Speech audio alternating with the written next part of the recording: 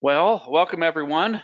This is part 6 of our webinar series and the last of the 6 sessions we're doing. So this has been for those who have been participating in all 6 sessions, thank you for sticking with us, and hopefully you've learned quite a bit as we've gone through the different sessions. If you haven't been participating in all 6 sessions, I'd encourage you to go back and listen to some of the prior sessions. We always build session over session on some of the information that we covered in the other sessions. I'm going to do a little bit of light covering of things we covered in the last session. We've had some changes in some of the content we've done as we've gone through this. So some of our content, maybe he came to part 5 thinking there's some things in part 6 you wanted to see, or vice versa, and maybe you missed part 5. I'm going to cover some of those things in part 6, just at a high level. So if you're interested in asking questions, please feel free to chat questions to us throughout the presentation, and we'll be happy to answer any questions you have. The other thing I would like to encourage you is to generate some overall questions for the series, the webinar series itself. I'm just kind of getting my screen set up, so I'm a little bit distracted here, but you can either chat questions to us, or you can use the questions box on the console. So joining me is Bob Ben Enders. Hi, Bob. Good morning, Jeff. How you doing? Doing well. So thanks for joining us, Bob. Bob's going to do some demo towards the end of the session as we get into the look-back procedures component. All right, so we are getting started. So if you are interested in having continuing education or CPE certificates, you must be in the session for at least 50 minutes. And then we'll send you a reminder, but if you want to be proactive, you can send us an email, open a ticket by sending an email at support@erpa.net, and we'll generate your CPE certificate. So being on this webinar today gives you an hour of CPE. We do have a bunch of pre-recorded webinars and learning classes that you can also take for CPE. There are 3 one-hour classes at the top. We have these pre-built, and they are free classes. So the first of the 3 goes over the essence of what roles are for ERP Cloud. So it's custom roles, data security policies, privileges. That's a session that Donna Curtis did. She's our ERP Cloud practice manager. We did a couple webinars for 23A and 23B, which are pre-recorded, and if you haven't seen those, you can watch the recording back and get CPE for that as well. And if you missed any of the other sessions, we have links to those. You can either contact us or SafePass to be able to get the recordings of those. So there are 5 sessions. We don't have those eligible for CPE, unfortunately, at this point. So of the data that we've covered throughout the series, there's 7 different topics, or 10 different topics we covered. We've covered 7 already. Kind of covered a little bit of the testing independence control performers in the last section. I'm gonna revisit that a little bit in this session, and then we're covering look-back procedures and license exposure. So we're covering in this 3 parts: testing independence control performers. Oh, I got wrap up in the wrong order. Excuse me there. I got part 2, which is evaluating impact of license exposure, and part 3 is look-back procedures. And then we will be doing wrap up, which should be the last of the 4 things on this slide. So for those who aren't familiar, I am Jeff Hare, I'm ERP Risk Advisor, CEO and founder. We have a product that fits nicely with the SafePass software. It's called the ERP Armor. And we have a rule subscription that those rules are go into sensitive access and SOD rules, and we update those on a quarterly basis for ERP Cloud. So give me more perspective on what ERP Armor rules for ERP Cloud is. We have rules that look at certain risks and privileges. So privileges are mapped to risk built upon sensitive access rules. There are certain duty roles that have to be evaluated that you can't evaluate a privilege for the risk. You have to evaluate a duty role.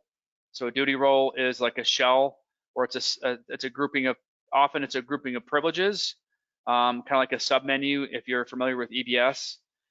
So duty roles, in some cases, are duty roles without privileges within them. So we have to look at the shell duty role itself.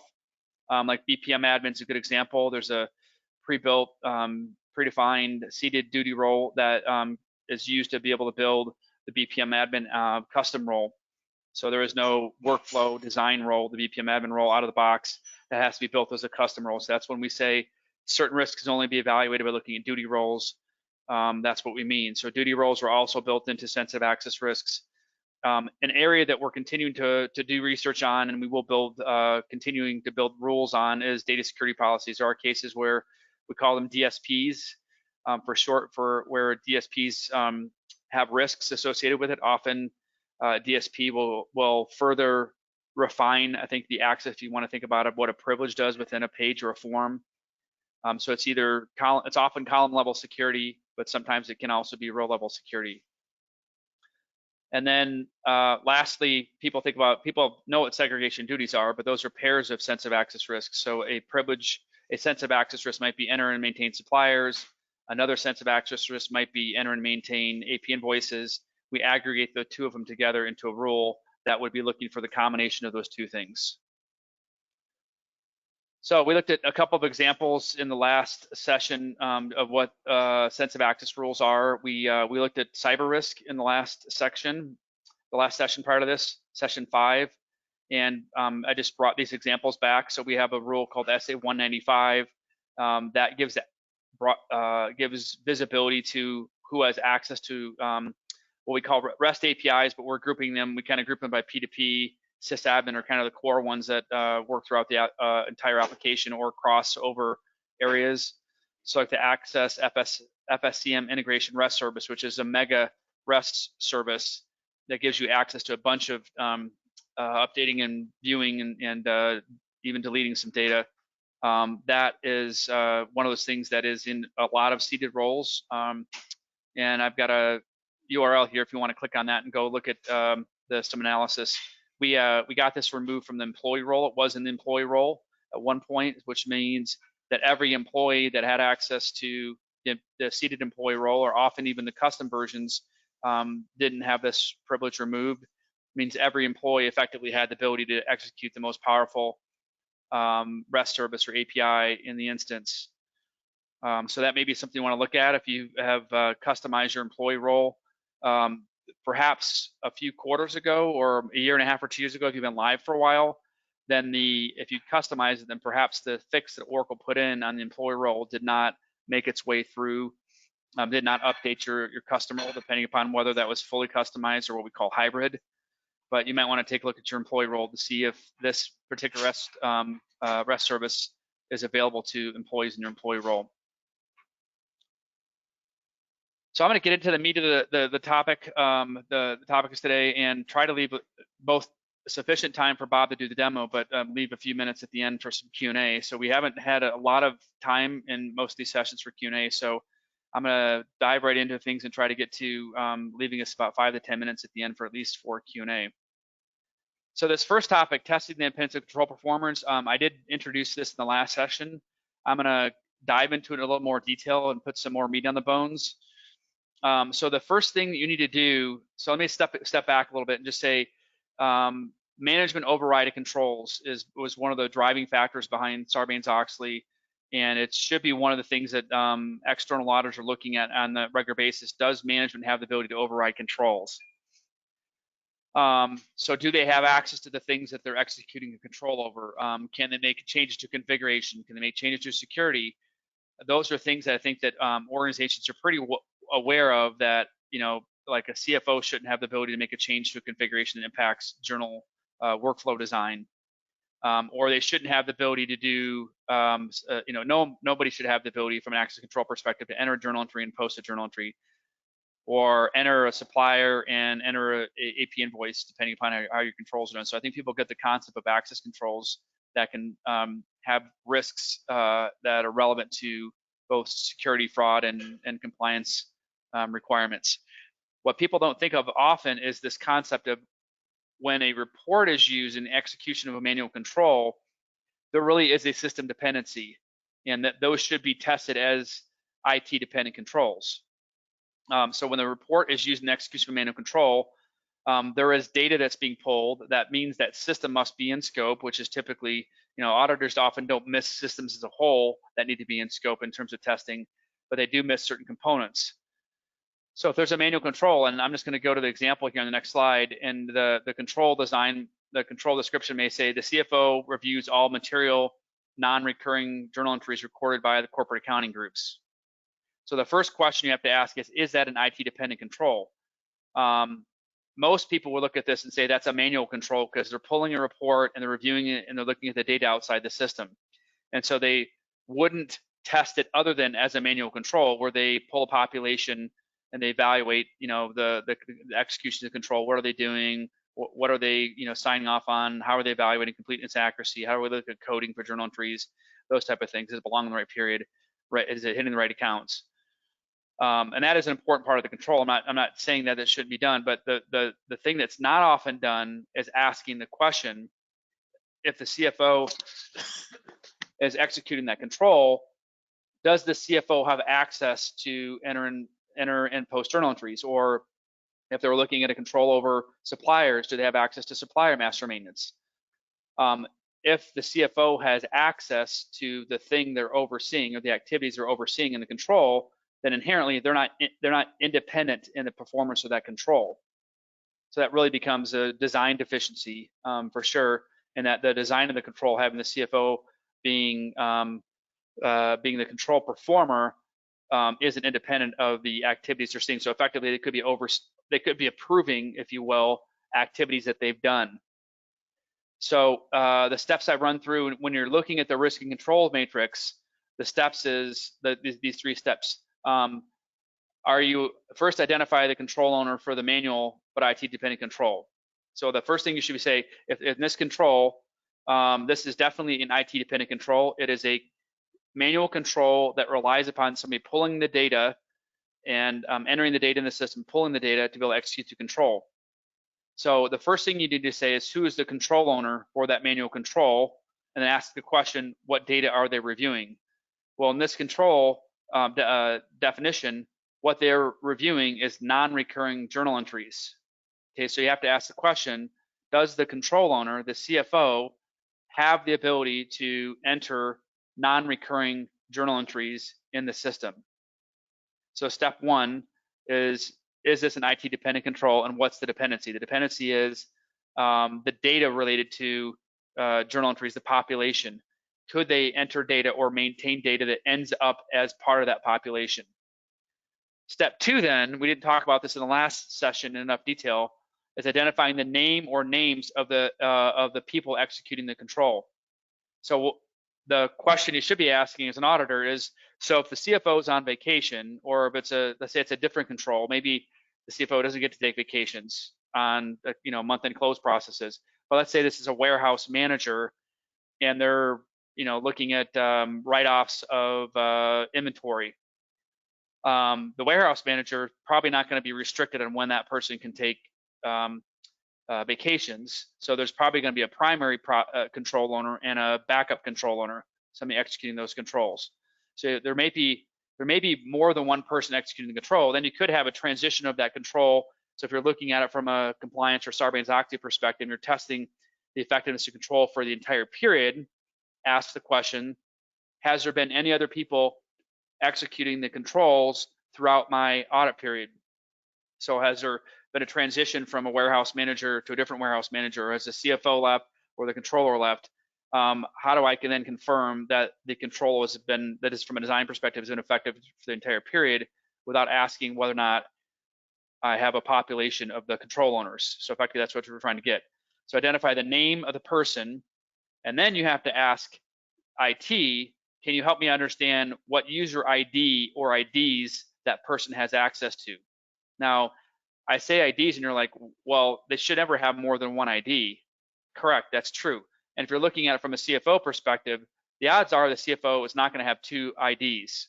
But if you switch the hat a little bit and say, I'm looking at IT general controls, and I'm looking at who has the ability to make changes to password configurations, then I have to think about, are there shared accounts or generic users that also have that ability? And does my control owner, so like in a small organization, I've seen this where the CIO was moving code into production, which was kind of silly, but that's kind of how it played out in a small organization. And the CIO had administrative rights to an application and therefore had the ability to change any data. So when we looked at the controls in that environment, and the CIO was responsible for executing oversight over the IT general controls, that became a huge problem in the audit, effectively because they had the ability to change the data that they were overseeing in the execution of the control. So back to this. Now I have the name and user ID of the control owners. Let's go back to this simple example, which is a CFO. The thing I have to ask myself is, in the system where those journal entries are being entered and maintained, does the CFO have access to enter and maintain journal entries? So in order to do that, we're gonna run a full sensitive access analysis against all users and roles. But what we're honing in on is, what access does the CFO have? So we're going to compare the results of that sensitive access against the activities in the control execution. So if I go to what my answers, question one, as I'm going through whether the control has a system dependency and how I should test it. Does this control have a system dependency? The answer is yes. It's a report. The report's using the execution of manual control. How should you test this control? You need to evaluate standard completeness and accuracy testing, how to manage it, get comfortable with the completeness and accuracy testing of the report. And I also need then to evaluate to make sure the CFO does not have the ability to enter journal entries. So I want to test the CFO's roles for journal entries as a sensitive access risk. So what that would look like, step one, as I go back to those 3 steps, identifying the control owner, the control is performed, the data is reviewed by the CFO. Step 2, Jane Doe is the CFO and is responsible for reviewing journal entries. Actually, the other thing I should have put in here, and Jane Doe's user ID is JDOE. Then I would have I'd run a full sensitive access analysis. And so, like, one of the rules we have as a sensitive access risk is our rule ID FC185, and that identifies whether or not somebody is having access to enter and maintain journal entries. Now, this is independent of workflow design, right? So this is a manual control. This isn't where workflow is implemented and workflow is prohibiting somebody from entering a journal entry and approving their own journal entries. So that's a different scenario and needs to be tested differently.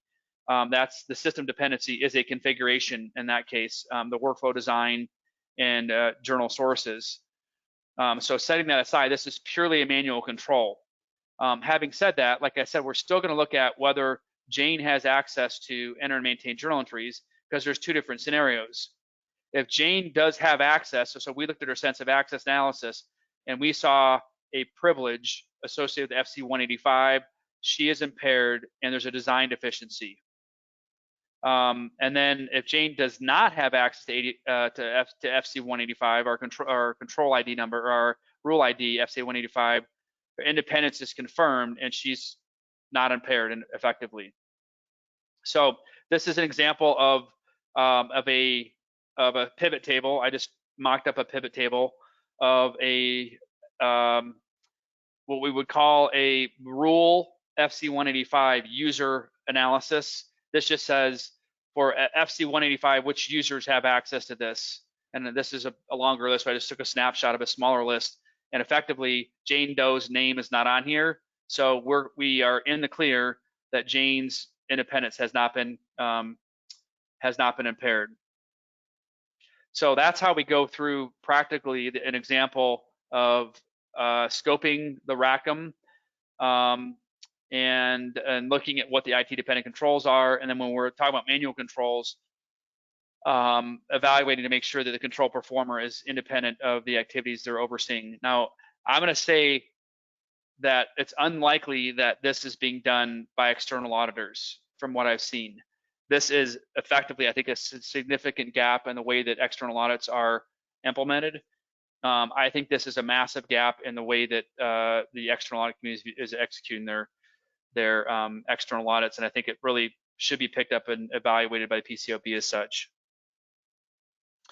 Okay, and I wrote an article on this topic in more detail. If you're interested, you can send us an email and I'll send back a copy of this article. We've also posted this on our LinkedIn page in a couple places. You can contact us on LinkedIn, you can message us, or you can just open a ticket, what makes sense. But you might find this article. We definitely have talked about this in our newsletter. We set out a newsletter once a month. This is one of those articles we featured a few months ago. So you could, if you are a subscriber to our newsletter, you'll have access to this, or you might want to subscribe in case so you don't miss things going forward on topics such as this. All right, the next thing I want to talk about is evaluating license exposure, and this is definitely an ERP Cloud specific topic because ERP Cloud allows you to evaluate licenses based upon certain privileges. So this is another thing we build into our SOD incentive access analysis, or using SafePath software. Our ERP Armor rules would give you the ability to test license exposure on an ongoing basis. And I know there is a custom report that Oracle provides that gives you this data as well, but we integrate this into our scanning engine, or our rules that are used to leveraging SafePath, in this case, to test sensitive access risks. Because we want to look at it, we want to look at the things we need to do from a remediation perspective holistically.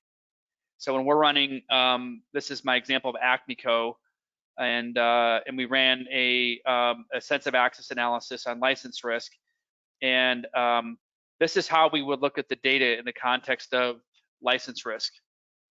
So the top row, Acme Advanced Procurement Requester, is the role name, and the privilege specifically related to self-service procurement.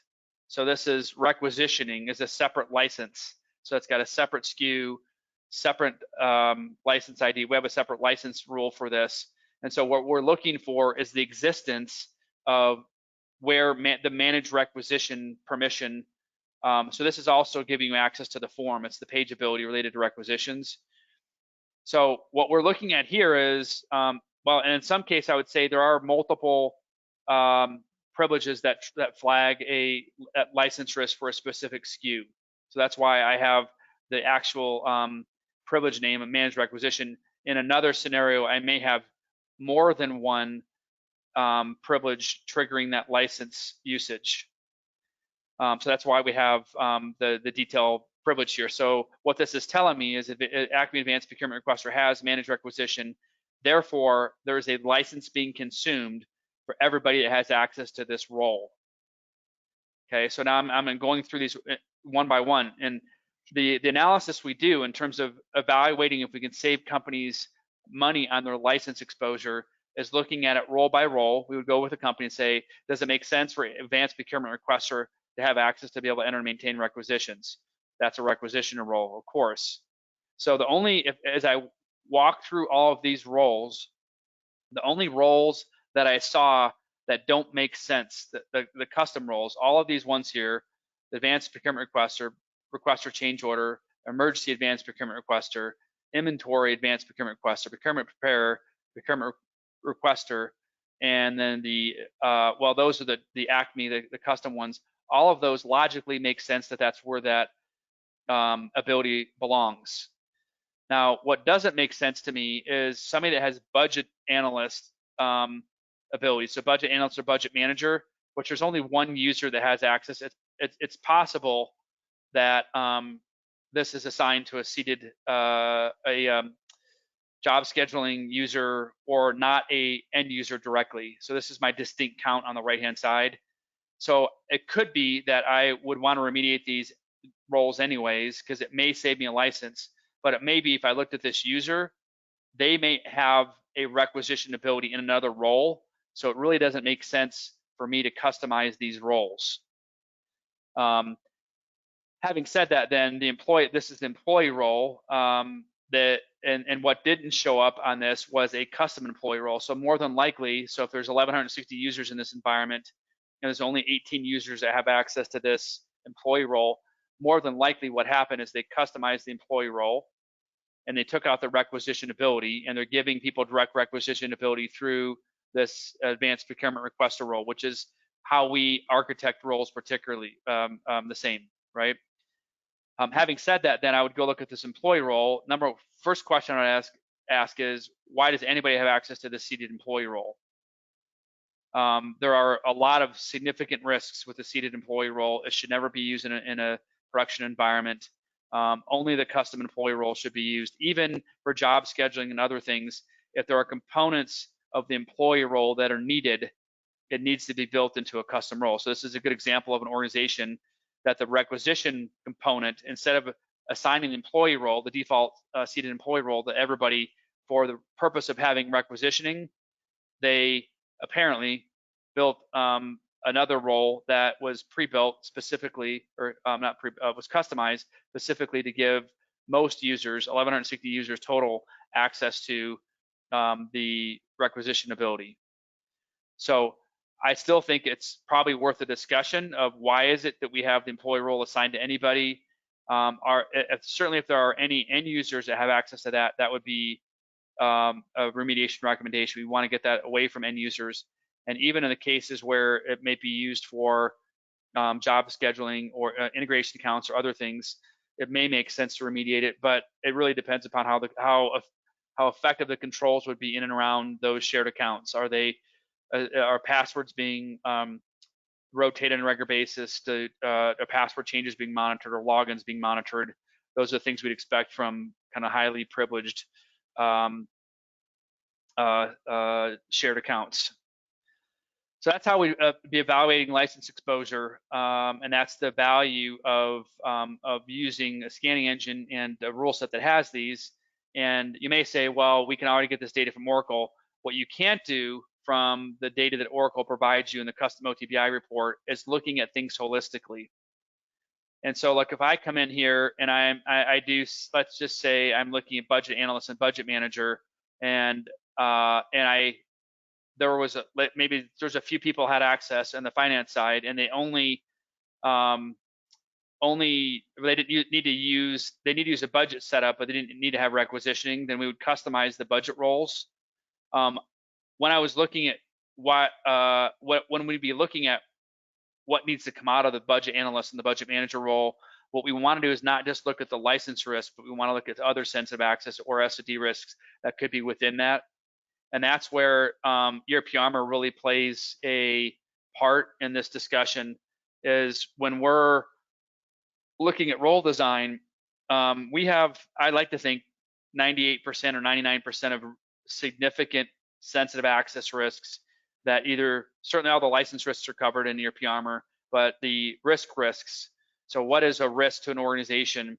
That's the whole goal, is we have, and I think like it's close to 4,000 different privileges now that we're monitoring. And we continue to refine and mature our rule set every quarter as we release a new release every quarter, just to make sure we stay current with things. And sometimes we'll see things that we haven't added in before, or customers will ask us about.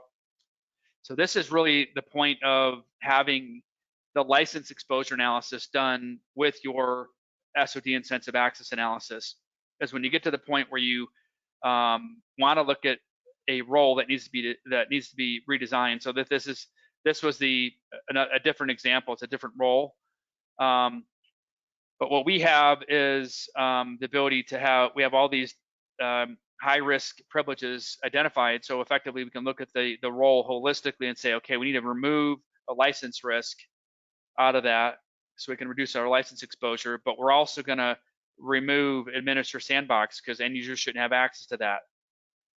Or whatever. So we're going to look at holistically everything, and we're going to do one remediation process all at once to fix the issues.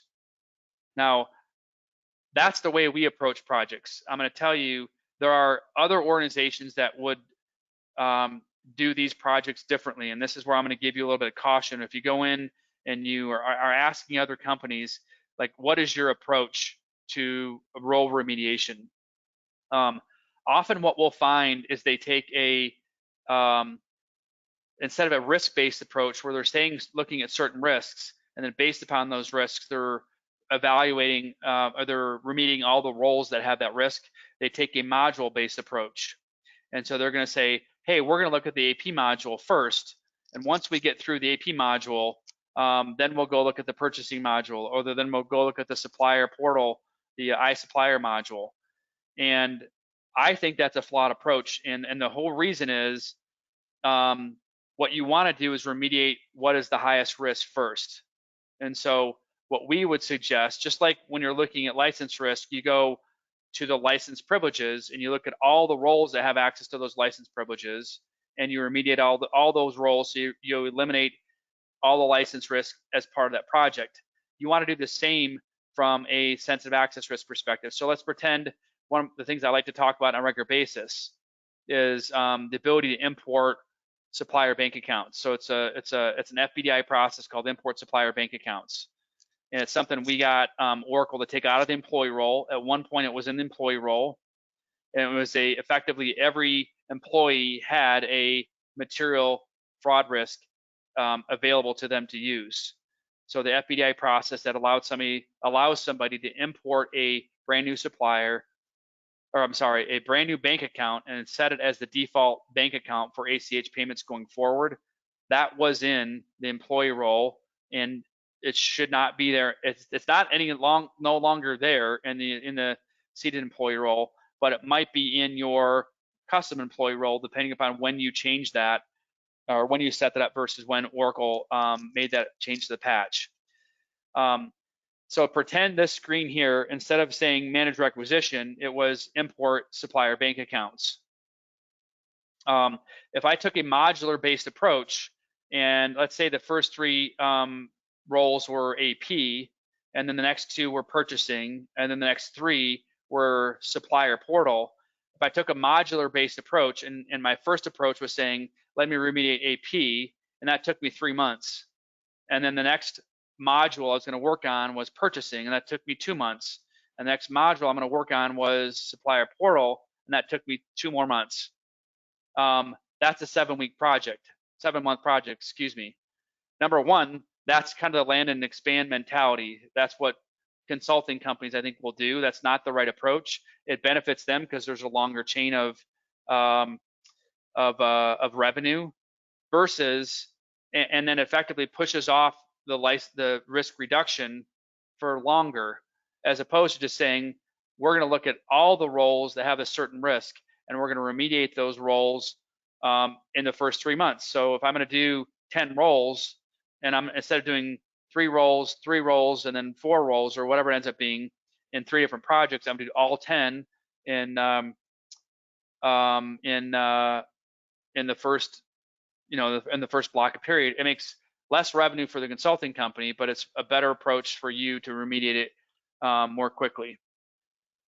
So that's why we think it's the best approach is when you're looking at license risk. At the same time you're looking at license risk, you should be looking at all the other things that should come out, and that's what we have in ERP Armor. Is we have I think it's close to 4,000 now different privileges we've mapped as specific risks. And as we would run this sort of sensitive access analysis for a role, we're going to say, oh, by the way, we're going to pull out import supplier bank account, but are also going to pull out 20 or 30 other privileges or whatever that don't belong in the employee role or in the AP supplier role or whatever. So hopefully that was some good understanding for you to provide some context around role remediation in the context of licensing. I'm going to wrap up here in a few more minutes, and then get like more than 5 minutes to give Bob a good solid 10+ minutes to go through Access Monitor Pass. So I want to transition now to look back procedures, and where does access control software come in from looking at look back procedures? And so look back procedures would be something that would need to be executed in a few different scenarios. And I forgot to build this into the slide, into the slide deck. But let's say there isn't back to my example of Jane Doe being the CFO. Jane Doe was maybe that account was for whatever reason was tied to some job scheduling because there was some poor processes done, and Jane Doe leaves the organization, and we can't shut off the account right away, or it's not that we can't, but we don't. Either one, whether we can't because we need to, reschedule some scheduled jobs, or we don't because we forget because there's not an automated integration, there's not an identity management solution like SafePass offers to automatically deprovision accounts when people leave. Maybe it takes a few days or whatever, or maybe somebody just misses the manual step, and that causes a problem. So that's what we'll call a late termination. So the account is active, and in the case where it's a scheduled job scenario, that job is that account's going to be used to log in on a regular basis to be able to execute scheduled jobs. So we know the account has been logging in the application, which is the second step you typically look at, is has this account logged in from the time that the person was terminated to the time we shut off the account. So now we're stuck with a question is, we know, and this could also come from a hack perspective, right? So it could be that an account has been breached. So a good example would be, we have external suppliers. This has happened to a company that we know, where they pushed out supplier portal. There was no multi-factor authentication associated with those accounts. The supplier gave up their credentials. This happened to 3 different suppliers within one company. The supplier gave up their credentials to a threat actor, took over their account, went into the account, and changed the bank account. The next time the supplier was paid, that payment was redirected to a fraudulent account, and effectively the supplier didn't get the money, and they didn't know that they had given away their credentials until they called the company and said, hey, why hasn't our payment been sent? And then, having looked a little further, they recognized that they're hopefully, in this case, they had logging turned on. So they had the ability to go back and look at the audit logs for supplier bank account data, and they recognized that somebody had made a change to the supplier from an old account, or they'd set up a new default supplier effectively from a new bank account, not a supplier. So that was a case where a login was hacked, and they had a specific breach, and they knew what the impact of that breach was. In this case, the question management should be asking is, how do we know they only did that and they did do something else? Or maybe we know that there was a breach, but we don't know what the extent of the breach was. So the first start of understanding what the scope would be in terms of looking at the impact of that breach is, let's do a full sensitive access analysis and identify all the activities that Jane had in her login. So that's why sensitive access risks are also so important. I talked about it in the context of reducing roles and doing a comprehensive analysis in the last section. It's equally important to have that information to be able to scope the impact of a potential breach. This is partly what we covered in the Part 5 webinar. Having had not notification of a breach, then I would go in, and these are actually our rule names. These aren't specific privileges. So if you don't recognize this, there are privileges underneath these. And this is an example of an IT user, but maybe like they had access to Page Composer. So we have to ask ourselves the question: did they add or remove something that was subject to Page Composer? They also had the ability to, they had certain purge processes. So there's multiple purge processes within this rule ID that we're looking at. Could they have purged some data? They have other abilities, import conversion processes. That is where we broadly group our FBDI privileges. Did they use import supplier bank account FBDI privilege to be able to create a new supplier or make a change to an existing supplier by changing their the bank account? So that's where we get to look back procedures, and I'm going to pass the baton off here to Bob, and he's going to talk about monitor paths, because monitor paths is a good solution to help assist with look back procedures. Okay, thanks, Jeff. I'm going to switch presenters. Let me know when you see my screen. Can you see my screen okay? Yep, we can see your screen now. Perfect. Perfect, great. So I'm going to log in into our demo environment, and we're going to cover monitor paths. Monitor paths can be used for look back procedures, but also for monitoring and compensating controls. So if you know there's a risk in a certain configuration, Jeff's reference to the vendor bank account, you want to know when that changes, and not necessarily will state monitor paths stop the change, but it'll notify the control owner when a change occurs on a proactive basis, and then they can do the investigation necessary to identify who made the change and when the change was made. For those that have been on the previous presentations and demonstrations, this is the first screen they usually will see. We have the drop down in in the inbox. So they also, for the control owners, will receive any kind of monitor pass notification, and also an email if you choose. On the left, we got the drop down. So I'm going to look into 2 different components of SafePass for monitor pass solution. There's data probe, which is the foundation that Monitor Pass sits on. So I'm just going to go show real quickly how you configure what we call objects. And objects are defined that to give you the ability to create the controls you're looking to perform, but also the look back analysis that you want to pursue. Here we've got several objects. I picked the environment. It's Oracle EBS. First we'll look at the AP terms. And this is the foundation. It's done one time. Once it's set up, you can run against these objects as often as you like. It's something that's a foundation that integrates with the ERP application. All this information is decided during the setup. The SQL script, that's automatically generated. You can tweak it if you like based on the control and how you link different tables. So if I go to the next tab, we have object items, and these are the elements that we track that are being reported on and tracked within Monitor Pass. These are all AP tables for terms. I just want to point out a couple of columns here. We have SS for snapshots. Snapshot is the raw data you're extracting from the ERP relative to this particular object, in this case, AP terms. And then we have CT or change trackers. So if I want to track an element's changes, I can turn it on or turn it off at the object level. Here they're all set because if I want to track these changes, I can easily do that. And also we have rule logic. And rule logic allows you to create filtering criteria based on the data that you have within your ERP application. Here we've got an example of filtering condition. We're looking for created by or are enders, and also it's a AP term that's been enabled. So I can create the filtering. It'll reduce the number of records that are brought down from the ERP into SafePass.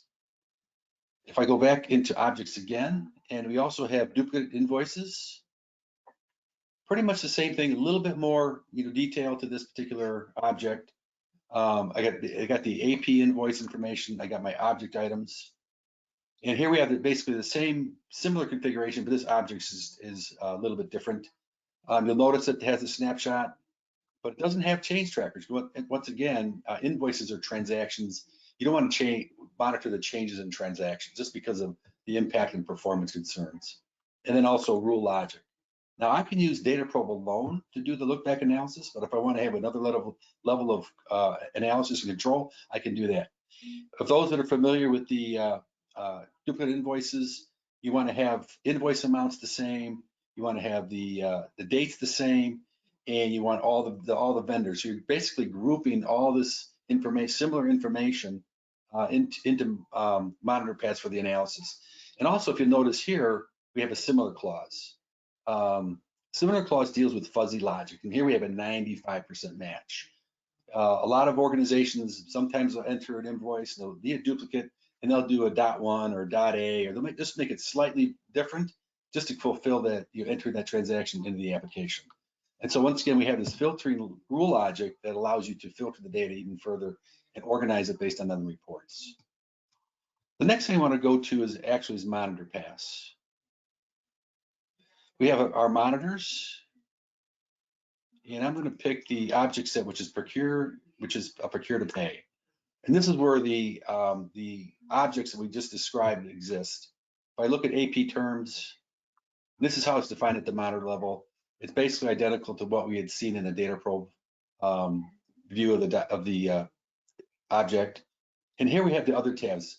You can also have rule logic at the monitor level. So if I wanted to refine it even further, I can easily do that. In this particular case, if I only wanted, those that are created by a certain individual and a certain type, I can do that. People tab identifies the control owners. And these are the individuals that will get that notification when the monitor detects a violation or an incident. And so it'll get an inbox notification, email notification. So now the control owner can investigate any information relative to the AP terms in this case. We have snapshots. Snapshots is basically the extraction of the raw data from the ERP in the SafePass. So if I just click on snapshots, it's SS, it's a snapshot. It'll give me that information. I can export it. I can run reports against it. If I were to just grab it real quick, it says give me all the information. Once again, it's the raw data coming from the AP terms tables. Now we have a concept called result sets. And what result sets are is when you run a monitor against a snapshot, it'll filter the data even further. So here we've got the drop downs, we've got two. We've got SS again, AP terms, raw data coming directly from the ERP. And then we have CT indicated as a change tracker. So if I click on change tracker, now I know, okay, when the change was made, who did it, what it was before and after. So once again, we can track any changes in the data over a period of time. And then we also have the ability for results set comparisons. So if I wanted to compare two different result sets at two different points in times, I can do that, and it'll do a quick analysis and identify the differences that exist. If I go into the analytics, we have a status report.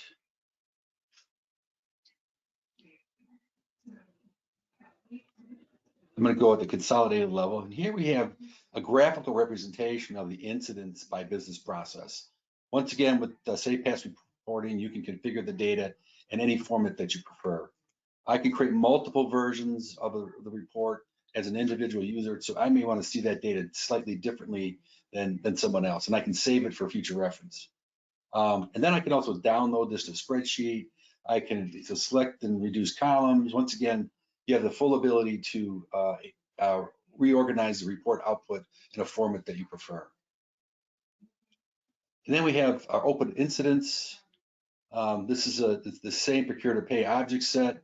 Here we looked at AP terms. We got duplicate invoices, or obviously duplicate payments.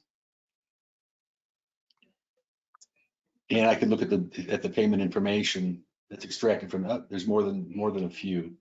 So here you want to filter this, tell me more than 10,000 rows that need to filter this data so it can be generated as an output. You also have the option to schedule a export to a spreadsheet so you can analyze this data differently. That's it for the quick overview of MonitorPass. We turn it back to Jeff. And any questions from the group?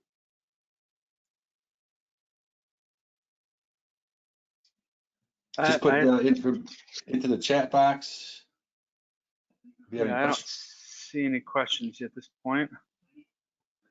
I think you have access to the questions box, Bob. Yeah, I've got the chat box. I'm waiting for any questions to come through. I'll let you know. I'll read them out. Yeah, we got, and this can not isolated anything in this particular webinar. If you get things from other of the webinar series we've done the past few months, if you're any questions, happy to answer anything you have, any other topic.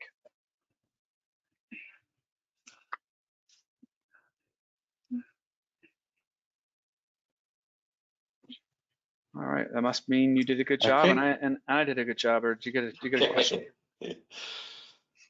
Yeah. Well, thanks everyone. If anybody has any questions after today's session, feel free to reach out to Jeff or myself. We're more than happy to address any open items that you have. Appreciate your time. Yeah, thank you. Appreciate it, guys. Thank you. Have a great day.